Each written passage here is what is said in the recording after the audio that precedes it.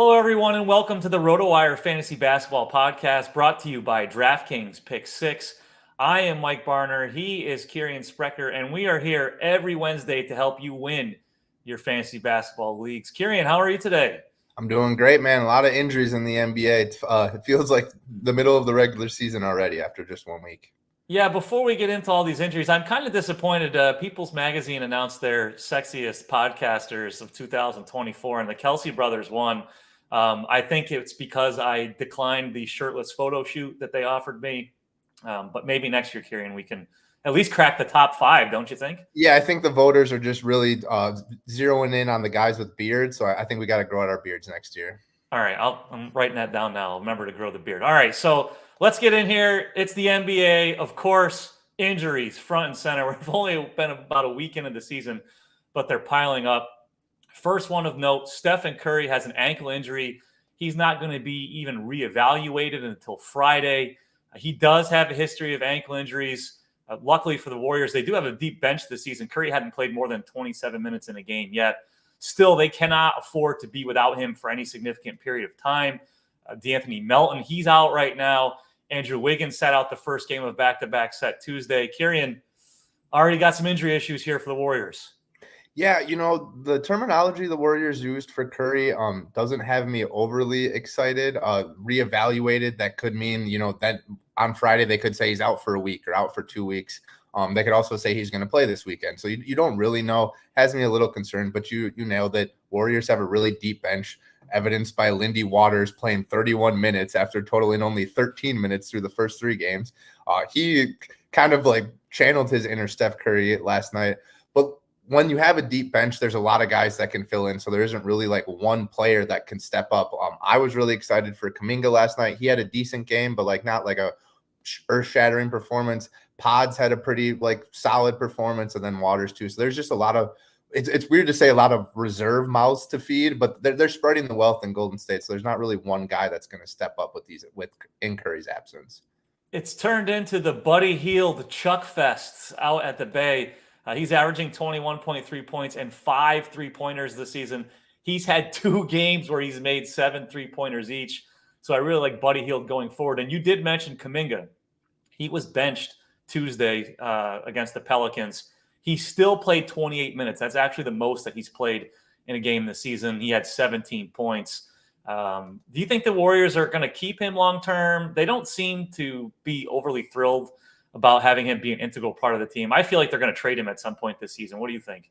Yeah, I feel like it's trending that way. I don't want to speculate too much about a potential trade, but just the way they've utilized him the last couple of years would suggest that they don't view him as a long-term piece. They didn't exercise his team option. So it's a weird spot for Kuminga to be in, but all he can do is like have good performances like he did off the bench yesterday, and everyone is going to be excited about it because he did play more minutes. He was productive. But it still wasn't like I need to play 30 minutes. I need to be a go-to guy type of performance. So I'm still hesitant about Kuminga in fantasy just because of the way that Steve Kerr has been running these rotations. Before we move on to the next injury, Christian Rogers in the chat asked, is D'Anthony Melton a hold in 12 to 14 team category leagues? To me, I'd say no. There's so many injuries right now. I would drop him. The Warriors have so much depth on their bench. Even when Melton is healthy, what are we looking at? Tops, maybe 25 minutes a game. He's not someone that I'm holding on to. What about you, Kirien? Yeah, I would agree. Mainly the bench. Like if Melton had been playing 30 minutes before the injury, then yeah, when he comes back, we can expect that role. But even if he comes back this weekend, he's probably only playing 20 minutes, which just isn't going to be enough to consistently give you solid fantasy performances. Yeah, all right. One of my favorites coming into the season, Scottie Barnes out Wednesday with an eye injury. Raptors are really in it right now. Emmanuel Quickly, he's doubtful. He's missed some time. Good news. RJ Barrett is back. Not really a whole lot to be excited about, though, with Barnes and Quickly out. Jakob Poeltl's been great. Grady Dick is good for 3-pointers, but it's ugly right now in Toronto, Kirien. Yeah, not much going on. I kind of like Quickly when he's back. I like Scottie Barnes is an elite fantasy player when he's healthy. But it's concerning, I've been talking a lot on this show about at the end of the season when bad teams are going to rest guys. But it can happen at any point. Toronto isn't expected to compete this year, so why would they rush these guys back to play in these early season games when they can just wait till they're fully healthy and then have them at their best for, the 2025 games in the middle of the season to see where they are as a team. I feel like this trend could continue all season in Toronto with guys with maybe minor injuries missing multiple games as opposed to just one or two. But it's not a good look. Like you said, Barrett and Pirtle are probably your best options. Someone's got to get bored. Someone's got to score. They are NBA players, so I like there's still value to be had in Toronto, but it's looking bleak from an injury perspective. And another forward going down, Kyle Kuzma is out Wednesday against the Hawks with a groin injury. The Wizards said his status will be updated as appropriate. I don't like that. That's not good. They don't play again until Saturday, but still, I think we're going to see Kuzma miss multiple games here. Then in their last game, they did start Jonas Valanciunas alongside Alex Sarr, so maybe we see some more bigger lineups with Kuzma out. What are you thinking, Kirien? Yeah, I feel like that's probably the way to go. I feel like playing Sarr at the 4 is probably better for his development early on anyways. Not good for his fantasy performance. You want him at center so he can block shots and grab rebounds. I'm looking at Coulibaly and Corey Kispert, maybe a little of Bud Carrington. Jordan Poole has been fantastic, but I don't expect him to, shoot like he has been to start the season for the first half of the season. So someone else has got to step up. Coulibaly has been fantastic, especially defensively. And then you have Corey Kispert, who hits, the threes occasionally, and Bud Carrington is kind of like a wild card. Yeah, I love Corey Kispert for points and three-pointers. He's available in 91% of Yahoo leagues. We haven't talked about it much yet this season, but if you do play DFS tonight, Wednesday, they don't have many guards on the Hawks. So we could be looking at Garrison Matthews too. So now let's move on to the Utah Jazz. Not good. Taylor Hendricks out for the season. Fractured right fibula, dislocated ankle. To compound things for them, Lauri Markkanen left last night's game with back spasms. Now, Hendricks had started each of the first 3 games for the Jazz. John Collins, even with Hendricks out, did not start yesterday. Good news is he had 18 points and 7 rebounds and 23 minutes off the bench. I think even if he continues to come off the bench, he's going to be in a larger role right now, regardless of whether or not Markkanen misses time. Collins was someone that was maybe headed towards the waiver wire. You think this Hendrick injury saved him for fantasy basketball, Kirien? Yeah, definitely. You got to roster Collins right now, even if he's coming off the bench.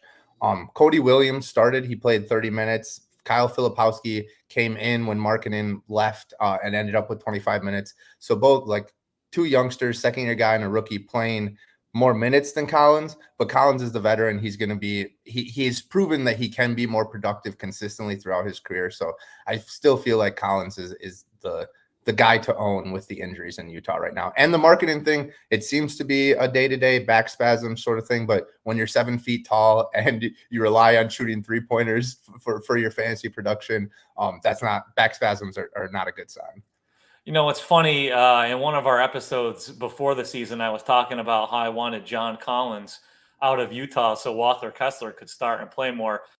Walker Kessler is starting and playing more, and John Collins probably could still start now that Hendricks is out. So we'll see where that goes on. Again, like you said, I do like Collins. If you drafted him and you were thinking about dropping him because of his slow start, definitely hold on to him at this point.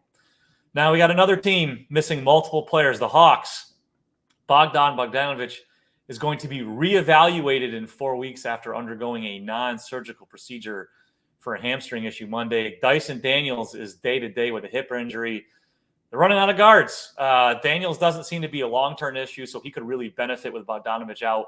He's had a great start to the season. He's averaged 12.8 points, 2.8 steals, and 1.5 three-pointers a game. But, Kirien, is there anything that you're excited about on the guard front? I mean, it's Trae Young, it's Jalen Johnson, and it's a lot of injuries right now for the Hawks.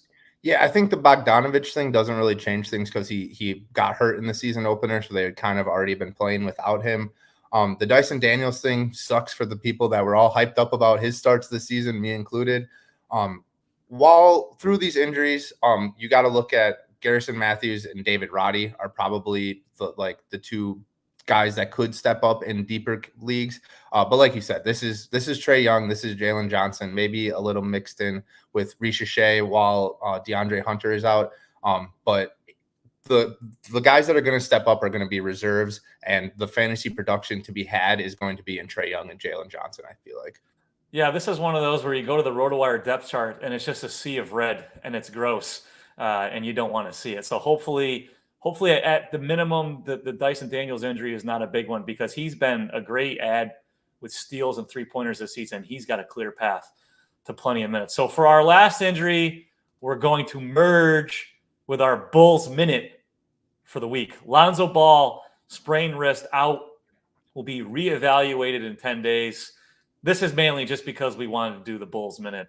There isn't much fantasy to take away here. Ball was not playing much, averaging 16 minutes a game this season. We could see more Ayo Dosunmu off the bench. He's actually had a bit of a kind of like a Draymond Green start to the season. He's averaging 5.8 points, 5.5 rebounds, and 4.5 assists over 26 minutes per game. But Kirien, Bulls minute, Lonzo didn't last too long before he got sidelined again. At least it's not his knee. Yeah, when I was writing this update yesterday, I actually started typing out Lonzo Ball knee, it was just conditioned to do so. And then I had to look at the injury report one more time, and I was like, oh, it's actually a wrist injury. So there's at least some positivity that it's not another knee injury, which would probably sideline him for months. But a Ball brother on the injury report, nothing new. Like you said, Dosunmu is probably going to see a slight uptick in minutes off the bench. All right, so now we're only a week into the season, but are we panicking yet? Before we talk about some players that are off to slow starts that we may or may not be panicking about, let's hear a word from our sponsors at DraftKings Pick6. Here at RotoWire, we're proud to be partnered up with DraftKings Pick6 this NBA season. Think your team will score more than 100 points tonight? How about your favorite point guard making more than 4 3-pointers? Check out DraftKings Pick6, the newest way to play fantasy basketball and win cash with DraftKings. Here's how it works. All you got to do is pick 2 to 6 players of the same sport and choose if they'll have more or less of a given stat. So for hoops, we're talking points, assists, rebounds, etc. Lock in those picks, compete against opponents for your shot at huge cash prizes. Go download the new DraftKings Pick6 app right now and use our code ROTOPICK, ROTOPICK. That's code ROTOPICK for new Pick6 customers. Play $5, get $50 in Pick6 credits guaranteed. Gambling problem? Call 1-800-GAMBLER. Help is available for problem gambling. Call 888-789-7777 or visit ccpg.org in Connecticut. Must be 18 plus. Age and eligibility restrictions vary by jurisdiction. Pick6 not available everywhere, including New York and Ontario. Void where prohibited. 1 per new customer. Bonus awarded as non-withdrawable Pick6 credits that expire in 30 days. Limited time offer. See terms at pick6.draftkings.com/promos. Thank you again for DraftKings Pick6 for sponsoring the RotoWire Fantasy Basketball Podcast. All right, if you've seen Semi-Pro, there's the scene where the guy's supposed to wrestle the bear at halftime, and the bear gets loose, and Will Ferrell's character yells, "Everybody panic!" Well, are we doing that yet with these players? Semi-Pro, by the way, one of my favorite sports movies. It's a sports movie, and I love it. So we're each going to talk about 3 guys that are off to slow starts and whether or not we are panicking about them for fantasy basketball. So, Kirien, who is the first guy that you want to talk about? Yeah, I'm going to go to my guy, Keyonte George. I was really high on him coming into the season. I thought, the threes were there, the assists were there. It was just a matter of if he could improve his efficiency, and that efficiency has gone right down the drain. He's shooting 26% from the field and 22% from deep to start the season. He only shot 39% from the field and 33% from deep last season, but this is a drop-off. He's taking more shots than he did last year, but he's still making fewer threes. That's not a good trend. His free throw percentage has also dropped from 85% to 75%. The kid has the talent to be an elite shooter. He's just got to find a big rhythm. It's early in the season, so one big offensive explosion could, change these numbers drastically. Not really sure how the Jordan Clarkson, Colin Sexton starting lineup swap really works out. for George, but right now George is probably doing way more harm than good in category leagues. In a points league, you probably don't need to panic as much because you can kind of live with some of the inconsistent shooting and turnovers. But if you're in a category league, it's time to panic on Keyonte George. All right, my first guy, OG Anunoby, the New York Knicks. He is averaging 11 points, 3.7 rebounds, 2 assists, 1.3 steals, and 0.7 three-pointers. Minutes, not the problem, playing 35 minutes a game. However, he's shooting 16.7% from three. He has shot 37.5% from three for his career, so that number should drastically improve as we move along here. But what I am concerned about and why I am panicking is his usage rate is 16%. Last year, over 23 games with the Knicks, usage rate 16.8%. I think he's going to be a good source for steals, a good source for three-pointers, but the guy has a low usage rate and a history of injuries. I'm panicking. I think he's a bigger name than what he's actually worth in fantasy basketball right now. Float him out in trade offers, see what you can get. What do you think, Kirien? Yeah, I think the defensive stats there are key. If he's not really racking those in, it's going to be tough because you have Jalen Brunson, you have Cat, you have Mikal Bridges, you have these guys that can score and facilitate, so he's not really going to be asked to do that much. So I would be panicking about OG right now just because of the way that his role looks in New York. All right, who else are you panicking about, Kirien? Yeah, I'm sticking with another shooter that it's off to a really cold start, and that's Anfernee Simons. Ant is shooting only 37.7% from the field and 30% from deep, which would both be career worst marks. He's making only 2.5 threes per game. He's been over 3 a night in each of the past 3 seasons. Similar to Keyonte George, Simons is probably doing more harm than good in category leagues at this point. One offensive explosion can obviously change things, but I don't think I can really trust Simons or George in like a standard category league right now, just because those shooting percentages are going to plummet and you're going to fall down the rankings really fast. Yeah, the thing that worries you a little bit about Simons too is just injuries and the Trailblazers being bad again. How much does he play at the end of the season? You're probably not going to be able to trade him for what you're hoping you would have got, what you drafted him for. Yeah.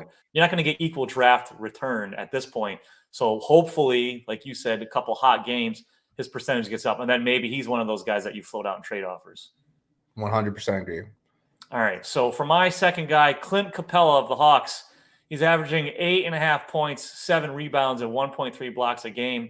He's still starting, but he's only averaged 22 minutes a game. Even with Onyeka Okongwu out for rest against the Wizards on Monday, Capela only played 25 minutes. He did have 16 points, but just 4 rebounds. Now, Okongwu is the center of the future for the Hawks, so the transition might be starting already simply because Capela is going to be a free agent after the season. Might be a guy that they look to trade as the trade deadline approaches. In terms of panicking or not, yes, if you expected him to average a double-double for his 8th straight season, I'd be panicking about Clint Capela right now. Yeah, I feel like we've been talking about Okongwu like stepping up for a couple of years now, and it seems to be that way. He got a rest during a back-to-back earlier this season, but he should be fine. Definitely worried about Clint Capela, like you said. His contract is about to be up, so there's no real incentive for them to give him heavy minutes right now. Yeah, I think he'll be gone by the time the trade deadline. I think the DeJounte Murray trade helped because it helped push the Hawks towards using their young players more. So I think Capela will be another guy that moves as the trade deadline approaches. So, Kirien, who is the last player that you want to talk about, whether we are panicking or not for fantasy basketball?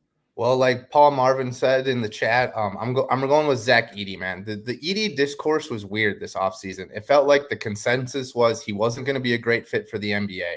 Then he had an impressive shooting performance during the combine and shot up draft boards, and then he eventually was picked inside the top 10, going number 9 to the Grizzlies.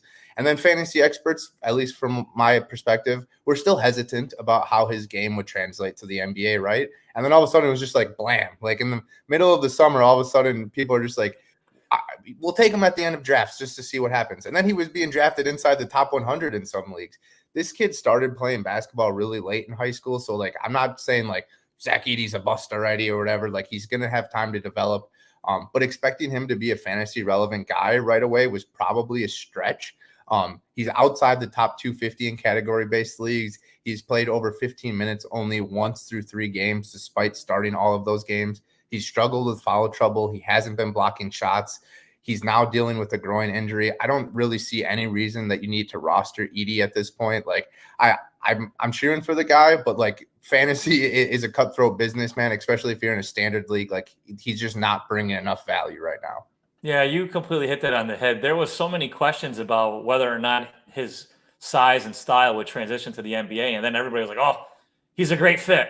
It's even if he becomes a great fit, it's going to take him a while to get adjusted to the NBA style of play, and he's a little lost right now. He's going to have problems with foul trouble. Could he be valuable at some point this season? Yes. However, right now, this is the important time of the season where you can't wait to pick guys up off waivers. You can't miss out like a guy like Jordan Hawkins. If you missed out Andre Drummond, somebody like that, you don't want to miss out on those guys that can make an impact for you for months because you're holding on to Zach Edey, hoping that he'll be good for maybe the final 2 months of the season. A lot can go wrong between now and the final 2 months of the season. So I agree with you. I don't think Edey is someone that you need to hold on to. So for my final guy, I'm going with a veteran, Draymond Green of the Warriors. He is averaging, this is pretty easy for me to get out of my mouth, 4 rebounds, 4 points, and 4 assists a game. Now he hasn't logged at Wendy's. Yeah, that was pretty easy. He hasn't logged more than 28 minutes in a game this season. He averaged just 27 minutes a game last season. Now, the lack of assists is probably the biggest surprise, simply because he's averaged at least 6 assists in each of the last 9 seasons. He's averaged at least 7.1 rebounds in 9 of the last 10 seasons. I do think he's going to bounce back some in both departments. However, he's not going to score much. I don't have him in any leagues. I would not be trying to buy low on him simply because he's a big name. We talked about the Warriors' depth. I think we're seeing the end of the run here of Draymond Green being someone that you would want to have in fantasy. He was already kind of borderline simply because he didn't score a lot. But with a guy who was giving you at least 7 rebounds and 6 assists a game, he still found a way to be in the fantasy picture. But man, with the way things are going right now and the way the Warriors are trending, definitely panicking about Draymond Green. Yeah, someone in the chat that's better at Photoshop than me, put Draymond Green's stat line with a Wendy's 4 for 4 menu thing. Please, that would be great. But yeah, and we talked about it earlier, the Warriors playing 12 men is going to reduce everyone's fantasy value because no one's going to be playing 35, 40 minutes a game. So it's going to be hard for Draymond to rack up stats playing less than 30 minutes. And he's getting older. So, obviously everything's in decline. Do you want to hit some of these questions in the chat? Yeah, we got some panic questions here in the chat. So let's try and either ratchet up the panic or ease the tensions for these questions. All right. Starting off with Mr. C, Nikola Jovic or Kyle Filipowski. Need a power forward badly. Look, Jovic is starting, but he played only 13 minutes last game. Probably want to monitor the Markkanen injury. If Markkanen is in, I would roll with I would roll with Filipowski. If he's in, I'm probably rolling with Jovic. This is strictly based on who's going to get more minutes. I think they're both similar players where they're probably boom or bust. If they hit some threes, they block a shot, you get the value that you want out of them. But the big thing for me here is the variable here is the Markkanen injury. Because if he's playing, Filipowski's probably not going to be seeing 20, 25 minutes. Completely agree. As long as Markkanen is healthy, you want Jovic. So unless you get some sort of concrete news that Markkanen is going to miss multiple games, Jovic would be the play. For sure. All right. I'm sorry, Baz. I'm not going to try to pronounce your full name. But should I hold Lindy Waters, a 16-team 9-cat? 16 teams, very deep league. So, not much on the waiver wire on a weekly basis. Look, Waters played 31 minutes and hit some big-time shots, so I would hold him for now. When Curry comes back, you got to drop him. Waters played only 13 minutes through the first 3 games, so if Curry is healthy, I don't really see Waters seeing anywhere close to 20 minutes. Yeah, when you're in a 16-team league that's so deep, the key thing you want to do is work the waiver wire as much as possible when an injury hits, because there's going to be guys that go from you're looking for a guy in a 16-team league that could maybe play between 15 and 20 minutes a game on a regular basis. So exactly like you said, you want to ride the Stephen Curry injury and have Waters on your team until Curry comes back. But once he comes back, get that roster churn going, drop Waters, and move on to the next guy that maybe has a boost because somebody on his team is out and he might play 15 or 20 minutes. For sure. All right, moving on. We got Reese saying head-to-head 9 cat. Should I drop Karis LeVert or Colin Sexton? I really need assists and points. I don't know who to add for the rest of the week. Thank you. Look, Colin Sexton moved to the bench last night, and let me just look this up quick. It wasn't a great performance, I don't think. Yeah, 4 points, 2 rebounds, 1 assist in 18 minutes off the bench. He had been productive through the first 3 games. This is a toss-up for me. I'm probably rolling with LeVert just because his role hasn't changed drastically recently. Like, I think Sexton could bounce back, but his move to the bench and then that performance has me a little worried. What about you, Mike? I'd rather have Sexton, and to me, it's not even really close. I think Sexton has the much higher upside, excuse me, of the two. I think you would need multiple players on the Cavaliers to get hurt for LeVert to have significant fantasy upside. Sexton only needs 1 guard to go down, and then all of a sudden he's thrust into a prominent role. So I would rather have Sexton. Yeah, looking at, I probably have to agree. Looking at LeVert's stat line to start the season, he scored in double digits twice in 4 games. He's played more than 20 minutes, 21 minutes only once. So yeah, probably even with the move, you just probably want to hope for a bounce back from Sexton. I'm gonna have to agree with Mike on that one. All right, Jeffrey says, is it time to panic with Yusuf Nurkic? Look, I know that this is just going to be a thing all season. This guy, I don't want to call him out for his energy level or whatever, but he plays with a bunch of guys that are going to dominate the ball. His role is in flux on a game-to-game basis. He's could grab 20 rebounds next game. That's why you drafted him where you drafted him, because he can do those types of performances. He had the duds last year too, and then in the middle of the season he went on that rebounding tear.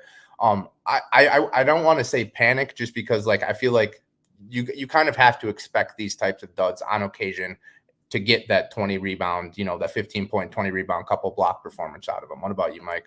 Yeah, it's tough to say panic because I was already down on him. We talked about him earlier. The Tyus Jones, the Suns didn't have a point guard last year, so Nurkic was forced to facilitate more. They don't need him to do that. And he also was healthy, which he historically has not been. So last season was kind of the best case scenario for him for fantasy basketball. This season I'm not nearly as high on him. So I'd say if he does get on a bit of a heater and you have him on your team, try and trade him. I certainly wouldn't drop him right now. Yeah. But he's someone that if he does get hot, I'd be floating him out in trade offers to see what you can get. Yeah, it really depends on how deep your league is, what the waiver wire looks like in that situation. But I think we're on the same page there.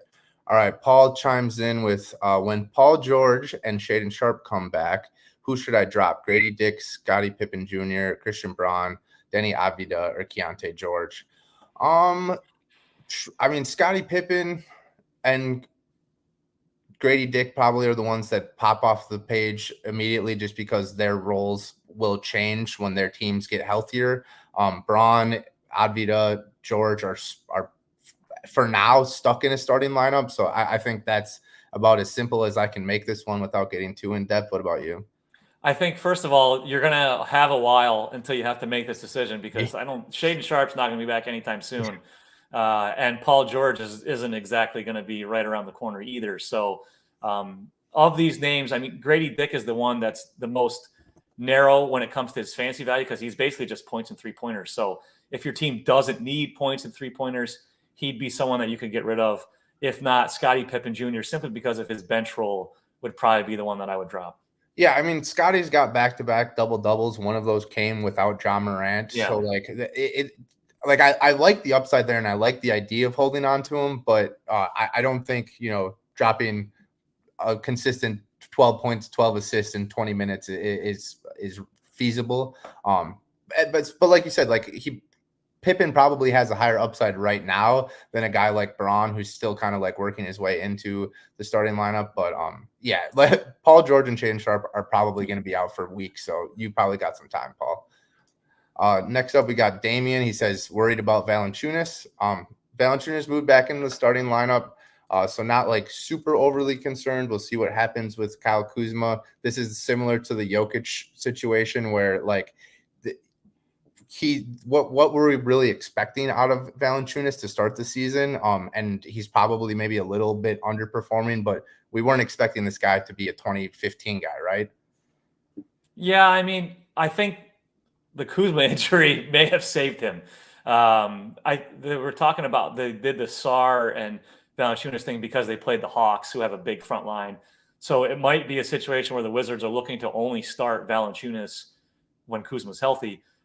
They would only start Valanciunas if they're playing a big team, which makes him tough to roster in fantasy because there's going to be some nights where he's great and there's going to be some nights where he stinks. So if you're in a daily lineup league, sure, kind of like the Andre Drummond thing where we're playing based on whether or not Embiid's going to play or not. But if you're in a weekly lineup league, it's tough to feel good about having Valanciunas. But now that Kuzma's out for a while, I think Valanciunas gets a bump. So I wouldn't be dropping him yet. If Kuzma is going to be out for a while and we get 3 or 4 good games from Valanciunas, maybe that's another guy that you start flowing out in trade offers and see if you can at least get something that's a little bit more dependable. I mean, it might not have the same upside for Valanciunas as when Valanciunas starts and somebody's injured, but someone that you could feel better about if you're in a weekly lineup league, putting him in your starting lineup for the full 7 days. I totally agree.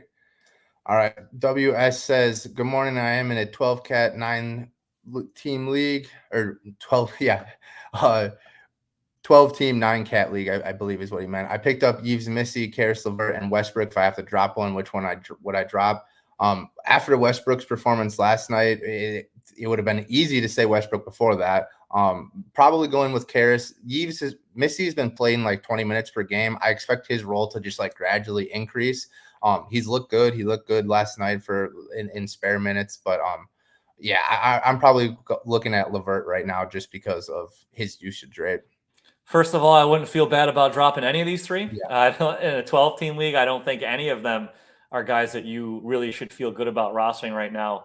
I would drop Westbrook simply because you're in a category league and he's going to hurt your percentages in addition to who knows how good he's going to be on a night-to-night basis. He's probably going to be – there's going to be games where he goes nuts, but there's also going to be games where he gets you like 2 points, 3 rebounds, 4 assists, and he shoots 20% from the field. In a category league, that's right. And he can also, even though he only plays a few minutes, he can get a lot of turnovers. So again, don't feel bad about dropping any of these guys, but Westbrook would probably be the first drop for me. Would you hold Missy in a 16-team league? Yes. Yeah. You're holding anybody with upside in a 16 league. I would definitely hold him over Huff. I think he has the clear path to a more significant role.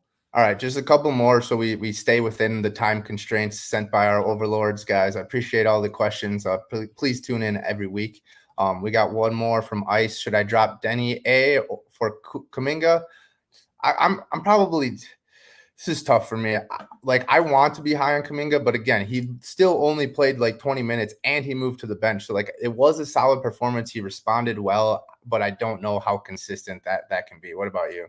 I feel better about Avdia simply because of the depth of the Warriors that we keep talking about. So even though Avdia is off to a slow start compared to what he did last year on the Wizards, I feel better about him moving forward. Yeah, and Avdia, the offensive stats haven't been there yet. I expect them to get there eventually. But he's been pretty great defensively, averaging 1.5 steals and 1 block through the first 4 games. So he's at least maintained some production. A bad game for Kuminga is 4 points, 2 for 8, and an assist and maybe a steal. So I think Denny is just a safer play right now for sure. All right, one more, and then we'll get to the what it was that of the week. Vincent said, is Lively better or Koulibaly? I'm rolling with Koulibaly right now. Lively is still coming off the bench. He's playing more minutes than Gafford. Koulibaly looks really good. It is the Wizards, so I got to pump the brakes a little bit. Kuzma is out. But I think Koulibaly does a little bit of everything, and that is what you want in fantasy, and he's locked into his starting role and heavy minutes. I love Lively, but this is not a spot for him to be great in fantasy basketball right away. It's simply because Gafford's there. If Gafford ever got hurt, fire up Lively. I'd be running the hype train. But based on roles right now, I think Koulibaly is the way to go. Now, you talked about what was that stat line of the week. So get ready. Call your spouse into the room, your significant other. Get your kids if you kept them home from school. Get the in-laws on the phone, all your buddies. We're going to do that here in a minute. But first, we need a word from Vivid Seats. Finally, the NBA is back and court is in session. And to start the season, Vivid Seats is offering fans $20 off their first $200 purchase. Nothing beats seeing your favorite team hooping it up in front of thousands of cheering fans. Every slam dunk, every fast break, and every buzzer beater of your favorite team live and in person. Because Vivid Seats is the only leading ticket company with a rewards program, you can earn perks on every purchase, like amazing deals and unrivaled annual rewards all season long. Plus, with a 100% buyer guarantee, you can be sure your ticket will be as legit as your love for the game. Visit vividseats.com or download the app today and use promo code RotoWire for $20 off your first $200 purchase. That's promo code ROTOWIRE for $20 off your first minimum $200 ticket purchase. Download the app or visit vividseats.com. Vivid Seats, experience it live. And now, the What Was That stat line of the week. Kirien, what do you got? What everybody's been waiting for, right? All right, man. Look, Cat has attempted only 6 3-pointers through his first 3 games with the Knicks. What is that? That's unacceptable. Not having one of your best players do what he does best is not a winning strategy. Cat is arguably the best big man shooter in NBA history with a 40% career clip from downtown and a 3-point contest belt to his name. In Tom Thibodeau's final season coaching Cat in Minnesota, Cat attempted a career-high 7.9 3-pointers per game. That's more than he's attempted in the first 3 games with the Knicks. He also made 41.2% of those 7.39 3-pointers per game. I get trying to fit in with a new group. He's probably a little tentative, but this team needs Cat to space the floor and hit threes. That's why they traded for him. Also, my fantasy team needs him to hit threes. That's why I drafted him. So please, Cat, chuck up more threes. You are one of the best big man shooters of all time. It all comes back to our own fantasy teams. Always. All right. My What Was That stat line of the week. Tyrese Halliburton on October 25th against the Knicks. He scored no points. He went 0 for 8 from the field, 0 for 7 from 3, 1 rebound, 5 assists. Mike, he was hurt. He played 10 minutes, right? No, he played 26 minutes. He had 8 games last season in which he scored single digits. Believe it or not, he did have a game last year in which he did not score. That came against the Pelicans. He played 23 minutes. He went 0 for 7 from the field, including 0 for 6 from 3. Good news is Halliburton has rebounded from that disaster against the Knicks. He's had at least 19 points in both of his last 2 games. He fell a rebound shy of a triple-double against the Magic on Monday. That's really impressive given the defense that the Magic plays. But, man, better days are coming. But, no points. Bagel, 0 for 8 from the field in 26 minutes against the Knicks last Friday. What was that, Tyrese Halliburton? Unbelievable. I just before we move on, in the stake league that I'm in, Tyrese Halliburton for Zion Williamson, straight up. What do you think about that trade? Halliburton. Yeah. I'm not even hesitating. I mean, I felt like it was right after this dud of a performance happened, so the chat was absolutely livid. But yeah, I think Halliburton will bounce back. But so you know, the title of this show was Hit the Panic Button, but in all reality, you know, don't panic too much because a bad move now is worse than holding for now.